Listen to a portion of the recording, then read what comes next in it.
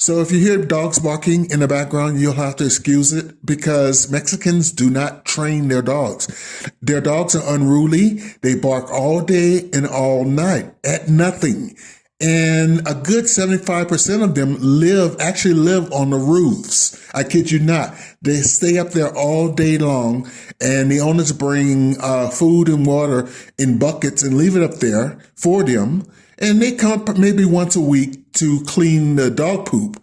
But that's about it. Anyway, I digress. About Shanquella, I was getting all excited thinking that finally her murderer would be brought to justice after people like you and me kept it in the spotlight. It took a while for the national news to catch on and to make it a thing. And then the FBI and the government of the United States, as well as the Mexican government, decided, hey, we better act. We better do something.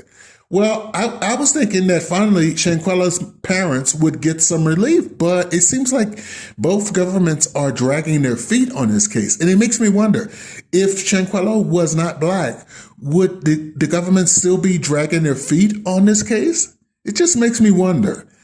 But we'll see. I'll keep you posted on anything I learn new. Meanwhile, another case that the government of the United States seems to be dragging their feet on is Brittney Griner. I made a video about it some time ago, and if you haven't seen that video, I'll leave a link in the description.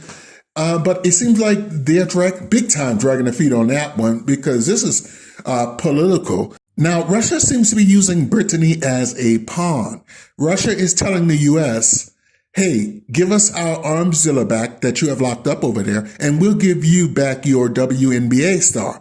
Now, if you didn't know, Russia and the U.S. are basically fighting a proxy war over Ukraine. They're trying to see who's going to blink first, basically. Meanwhile, Brittney is suffering imprisonment 9 years over bringing a vape pen into the country. I'll keep you updated on any new developments in that story, as well as any new developments in the Shanquella story. Until then, if you haven't subscribed already, please do so. Hit like and share. Also, enable alerts. That is very crucial that a lot of my subscribers overlook.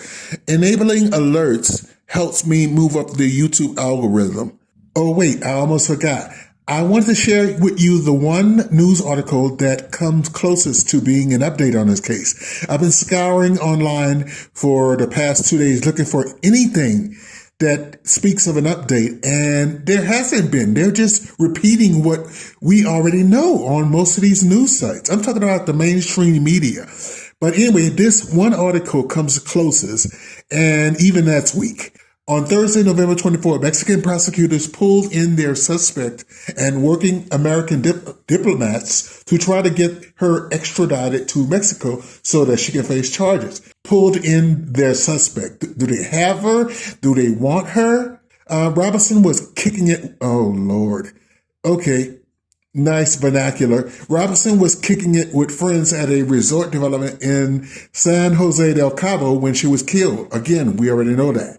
Originally, people were told that the girl had food or alcohol poisoning. However, days after the death, a video of a fight between Robinson and one of the other guests she was traveling with was made public and raised suspicion about femicide.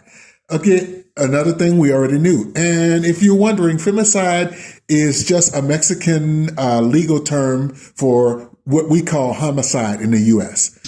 Okay, until next time, I'll talk to you later. Cheers.